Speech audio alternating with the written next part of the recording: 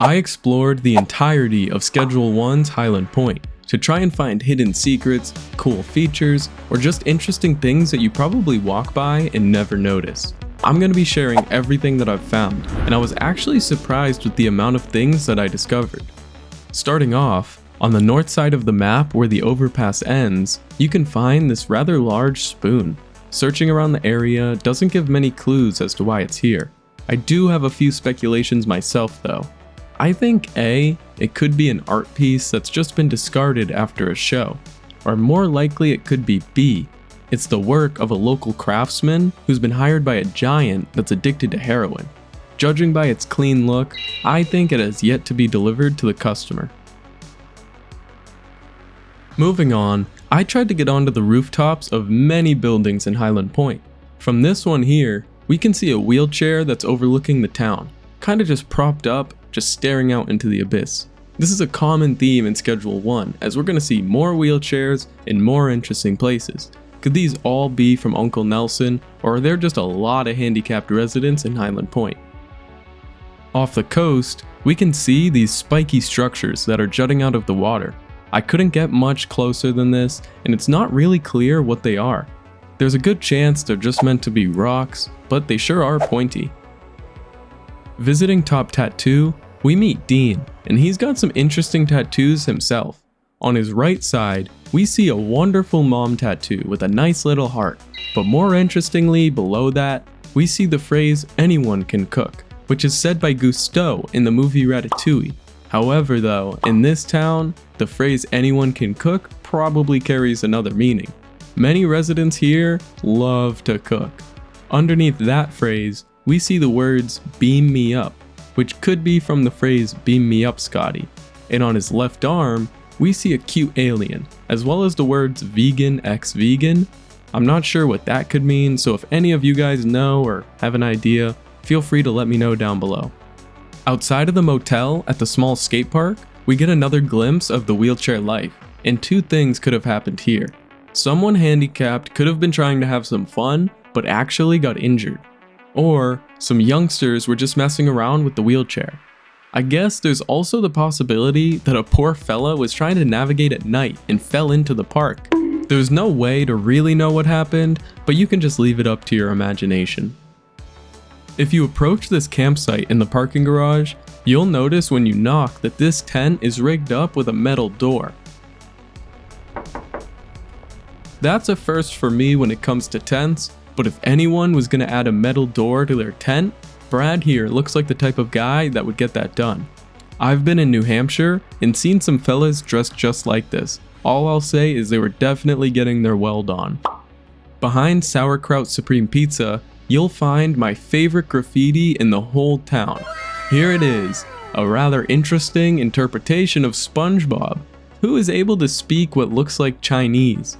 I went ahead and translated the text, which comes out to Splash Bob. So yeah, here's our fella, Splash Bob. Exploring around the Taco Tickler's restaurant, we can find a complaint from a rather upset customer. Someone's left a physical review on the building, saying, quote, "their burrito killed my nan."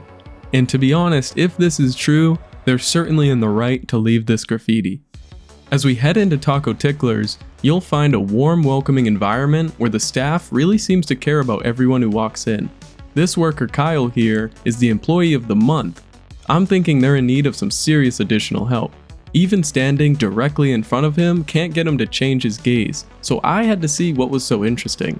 Turns out, he has a really high quality privacy screen. I couldn't see at all what he was looking at. In the prologue, you can find two officers working in Serena Flats. I knocked on the building and lit up a joint filled with OG Kush as soon as they walked out. I smoked that joint right in front of their face, but they just turned around and went back inside. It's like I'm one of those kids on 5M that's cop baiting but finding no success. Back in the city, you can find one of the potential sewer entrances. If you didn't know, there's plans to add a sewer network on the Schedule 1 roadmap. This would allow players to traverse the map underground and could be very useful during curfew to get around at night. So maybe this will one day be enterable. Near the docks, you can find this nondescript building that seems to play music at all hours.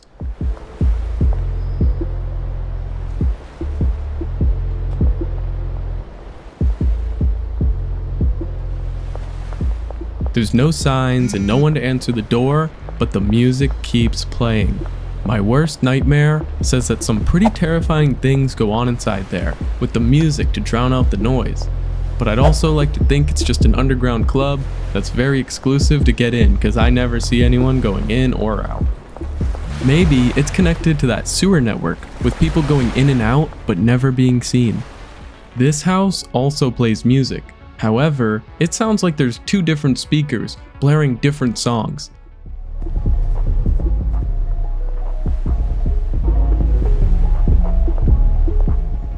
I imagine there's probably two siblings that want to listen to their own music, but it sure doesn't sound like it's working out for them. Inside the gas mart, you'll be able to find some pretty interesting products. Here at the front, you can get yourself some Red Balls, and once you're done with that energy drink, you can rinse out the aftertaste with this nice Pistarine. Sounds yummy. There is one small statue that's dedicated to PP Hyland, who founded Hyland Point. Unfortunately, some residents have left quite a rude remark of "Rip Bozo," but I must say it is pretty funny. And who knows, maybe PP Hyland has done some wrong things when he was founding the town. I'm sure that's probably the case. Speaking of PP,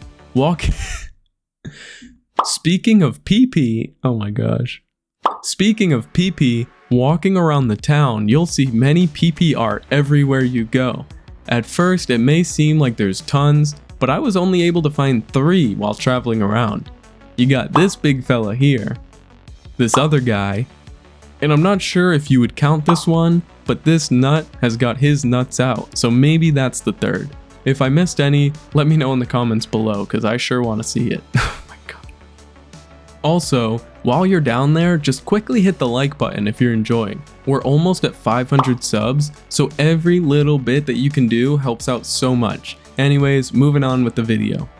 A local lad named JJ must have been feeling pretty antsy when he made this tag, "JJ was here," because when you walk just a few feet further, you can see he was already ready to go again. This time getting creative with "JJ was also here." Make sure to be wary when you're at the gas mart. Inside, you'll see these 9kg propane bottles for sale. However, right outside, I was able to find this much larger canister that also states it holds 9kg of propane. Either someone's lying here, or the gas mart got a hold of some impressive technology that holds more propane in less area. As of now, the largest building in Hyland Point belongs to this one here. There's no signs indicating who the building belongs to, but it does appear to be some sort of office building if I had to guess.